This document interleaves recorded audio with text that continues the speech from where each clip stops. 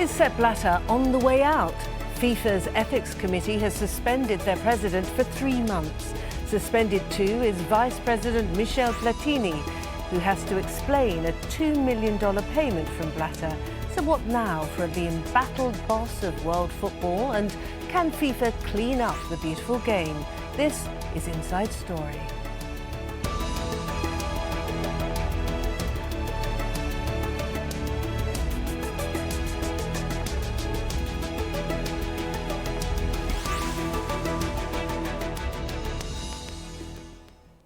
Hello and welcome to the programme. I'm Martince Dennis. Sepp Blatter has been provisionally banned from representing FIFA in any capacity for 90 days. Now, the decision by FIFA's ethics committee effectively ends the president's 17-year-long career as the head of world football's governing body. His vice president and possible successor, Michel Platini, he's also been banned, along with FIFA's Secretary-General, Jerome Valcke. So has another contender for the top job, former Vice President Chung Mung-jun, now banned for 6 years.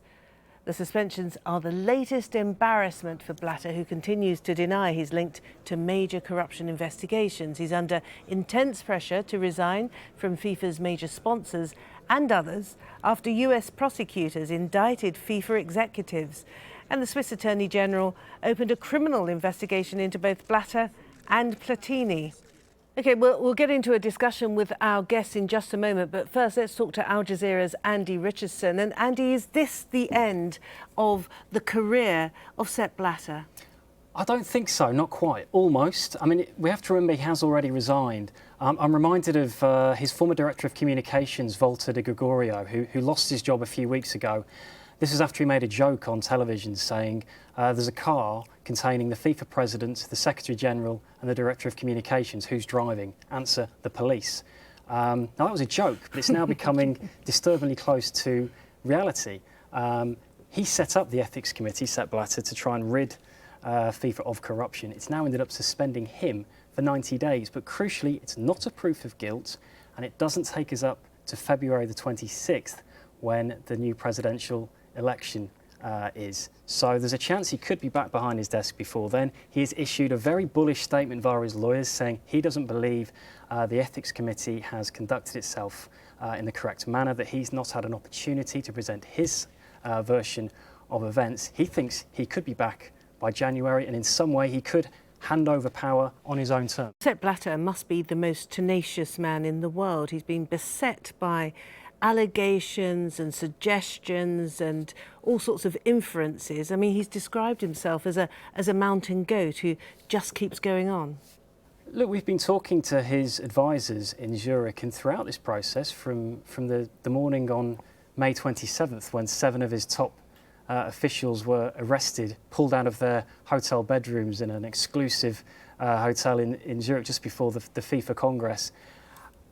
All the time he's been on the attack, saying that this is an attack on FIFA, it's an attack on football, it's an attack on him. He's come through scandals in the past and survived. This clearly is more serious than anything he's come through before, but even today, his advisors saying he's relaxed. The statement he issued via his lawyers was extremely combative, and in his own mind, he has done nothing wrong. He still sees himself as the man who can hand over a legacy of being the man who pushed through meaningful reform at FIFA, and he still believes that. So, for the meantime, we assume he's at home. Tell us about Michel Platini. Of course, this is the man widely tipped to succeed, and of course, one of his vice presidents. This is very bad for Platini. He is one of the 3 people that was set to step forward in February as one of the candidates. The fact that he's been suspended for 90 days all but rules him out of the running. The nominations have to be in by October the 26th, at which point the Ethics Committee look at who's gone forward, and they have to pass an integrity test to go forward for that election. If, as he is, he's been banned for 90 days, regardless of whether or not he's guilty or innocent, it's very hard to see how he can pass that integrity test. And you would think already that UEFA and European football is looking for an alternative candidate. And so the most likely successor at this stage, I know so many things are up in the air, but given that we've got an interim president, a Cameroonian, Issa Hayatou, you say that the nominations need to be in by the 26th of October. how do you see this playing out? Because as far as I can work out, there's only one contender left, Prince Ali bin Al Hussein from Jordan. Yeah, the FIFA five-a-side team is losing numbers. There's not many people left in the building. Issa Hayatou is the most senior, he's the senior vice president. He's temporarily in power now, but he's already said he won't be putting his name forward for that election in February. Chung Mon-yoon, as we mentioned, he's a fierce opponent of Blatter, but he's been banned for 6 years, so he's out. Platini's in serious trouble. The only man left at the moment is Prince Ali bin Al Hussein of Jordan, who stood against Blatter in May. Came very close to taking him to it was a very close election, more closer than Blatter thought. At the moment, he's the only candidate who hasn't had his reputation dragged through the mud. But you think between now and October the 26th, maybe a man who is more acceptable to Blatter, who is Blatter's man, who will take forward FIFA in Blatter's name, maybe someone will step forward who Blatter recommends. So it's certainly not game over yet, is it? I still think he's still there. I think he's still got power at FIFA. I think he's still pulling a few strings behind the scenes there. Andy Richardson, thank you very much indeed.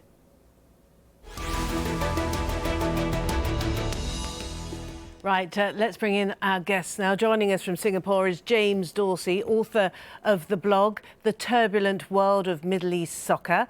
In Athens, we have Bonita Mersiades, the co-founder of A New FIFA Now. That's an organisation which pushes for football reform.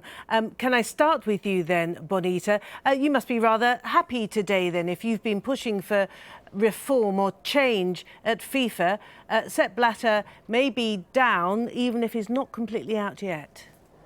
I think it's promising, Martine, that he has been suspended along with Jerome Valcke and Michel Platini, and that Dr. Chung has received a ban, because it shows that in some respects, that the ethics process is working. However, as I think others have said, Mr. Blatter is one of the great survivors of all time, so one wonders what might be around the corner.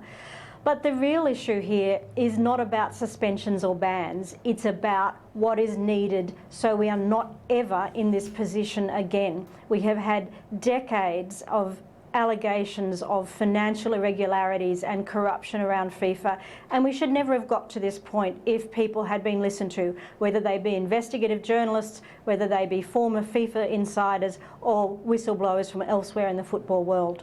And James, in Singapore, just the removal of this top echelon of executives at FIFA doesn't necessarily mean that there is change afoot for the way the institution is run. I would say at this point, on the contrary, obviously this was a long overdue measure, but it's symbolic. First of all, the person who probably is going to come to replace Sepp Blatter temporarily is Issa Hayatou. He is part of the old guard, he is part of the system. In fact, he's had his own problems in the past and question marks about corruption. So he's not going to be the person who is actually going to fundamentally change the structure of the organization. And that's what really needs to happen. And what sort of change is likely to come about? We've got registration for candidates for the new presidential elections due later this month in October. Then those elections are scheduled for February. And all the signs are at the moment that we have one candidate, Prince Ali bin Al Hussein of Jordan. I think that's correct. But I think we need to divide the change, if you wish, into two parts. One is the reforms that FIFA and Sepp Blatter already have announced, which are in and of themselves positive, but to my mind they are secondary. There are two fundamental problems within FIFA. One is the patronage system, which you can resolve by taking out the awarding of the funds to the various national associations and putting that in an independent organization, independent entity that would administer that so that there is no patronage over it. And then there's the second issue, which really has not been discussed and which underlies the financial corruption in my mind, and that's political corruption. And Bonita, in Athens, does all of this really matter to the game? I mean, this is the most popular game in the world. It's growing in popularity almost every day. Does what the antics of men in suits in a boardroom in Zurich, does it really affect the beautiful game? Look, I think it does, and it matters because it's a question of what kind of society we want to have and what kind of values we want to teach our children. And if sport is a reflection of society, which I believe it is, as a mother and as someone who's been involved in the game both professionally and as a volunteer, then I think it's also important that sport, and especially a big major sport like this, is run on the grounds of an organisation which has the appropriate accountability, probity, transparency, democracy that we expect of our major institutions and governments around the world. I think the issues that James touches on in terms of the patronage around the financial issues, that goes to the point that I made earlier, and that is deep within the culture, deep and wide within the culture of FIFA, is this whole system of fear or favour. You scratch my back, I'll scratch yours. And they've forgotten what the game is all about. Their position in the game has become more important than the game itself. And it is addressing those issues. Why is it precisely why we need to have independent reform of FIFA? You cannot reform FIFA from within inside the organisation. It's just not capable of it. It doesn't even really have the appetite to do so. All right, and that's why right. we at New FIFA Now. All right, but Bonita, can we have a look at what could be considered the successes of Sepp Blatter and his 17-year term at FIFA? I mean, he has managed to take the game to all far-flung corners of the world. There's even a goal project in Chad, for instance. I mean, that's pretty much desert, but artificial playing fields have been installed there. Myanmar has become a major player within Asia.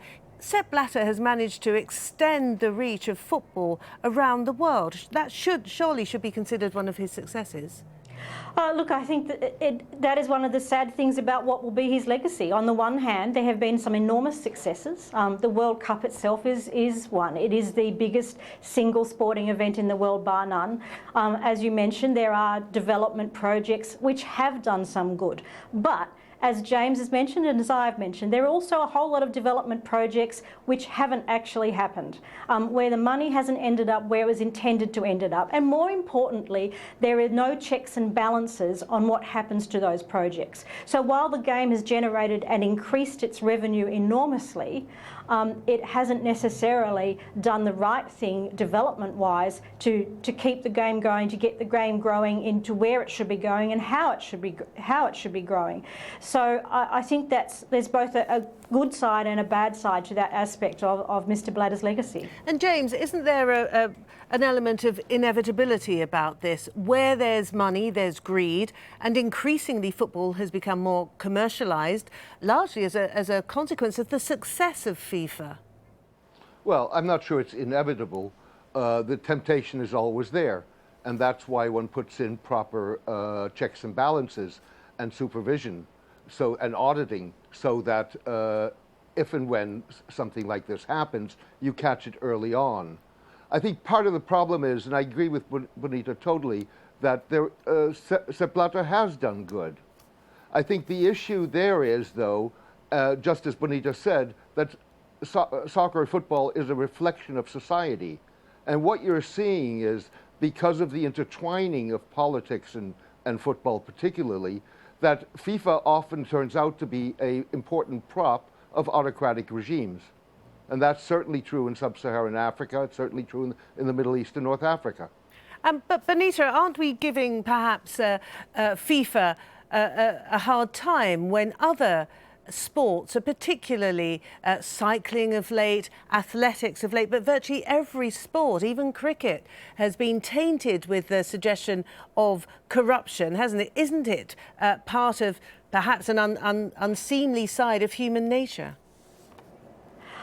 Look, Martine, I think one of the things to take note of in relation to those sports that you mentioned, that there are activist groups, just like there is with football, who are trying to reform those sports. And, you know, I mean, it is a popular view to say, well, this is all too difficult because that's how life is, that's how people are, let's not bother doing anything. But we're also not going to get any change, we're not going to get things right, we're not going to get reform, we're not going to have the type of sport which reflects the cultural values and the other values that we want if we don't try to change it. So I don't accept that that's just the way people are, that's how we should accept it, because not everybody is like that. The vast majority of people in this world are good people and don't want to see FIFA run the way it's been run.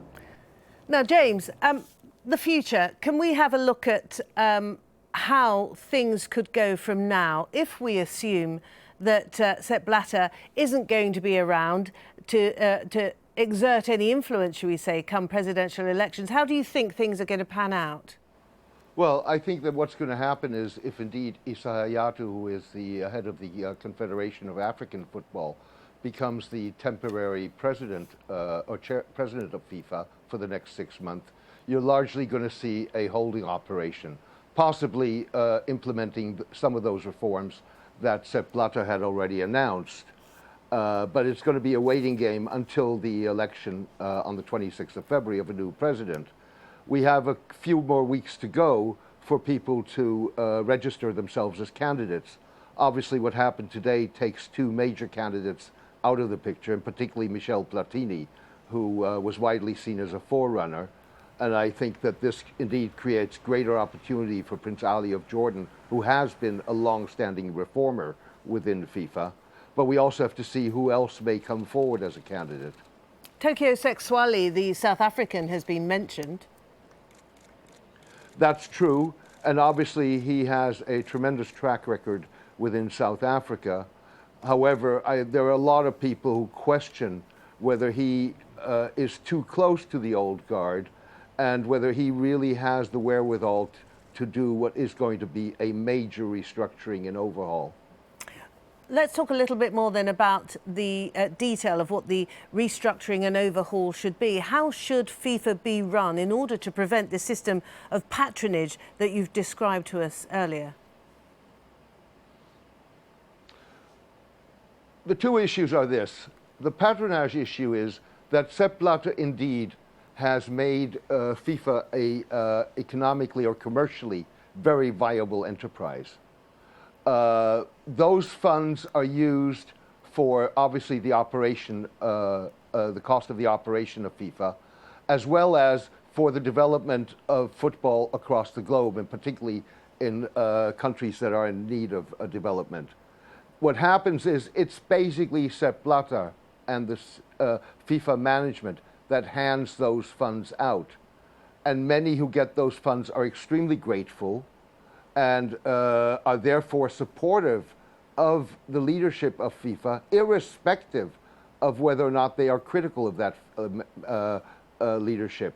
So what you really need to do is take the distribution of those funds out of FIFA, put it into a independent entity on which FIFA would be one representative on the board of that entity, and they independently would be distributing these funds with a clear, transparent checks and balances.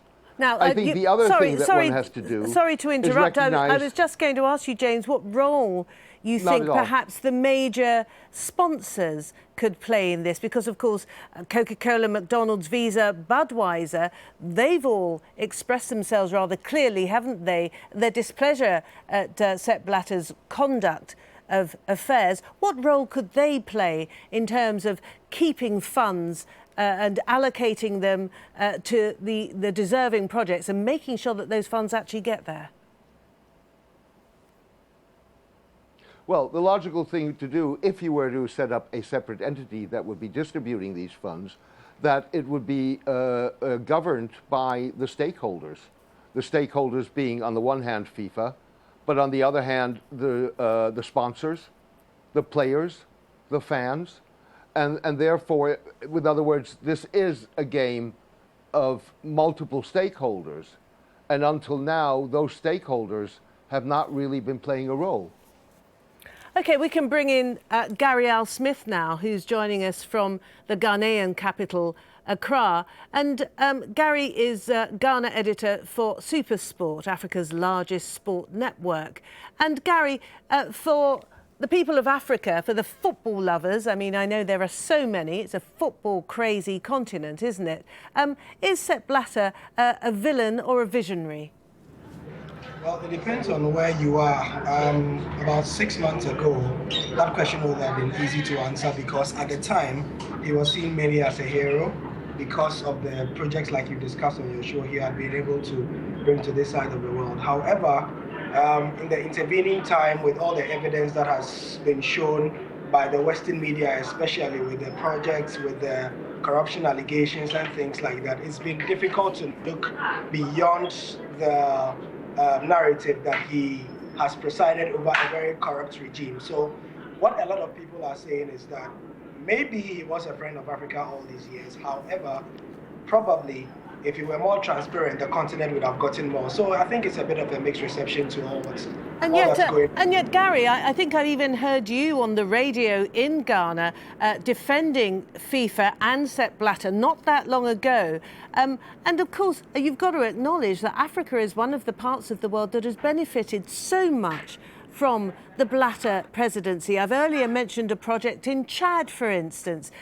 So many people are grateful to Sepp Blatter for having brought football and facilities to their part of the world, not least, of course, South Africa in the World Cup. Which is why I started by saying that it depends on where you're asking.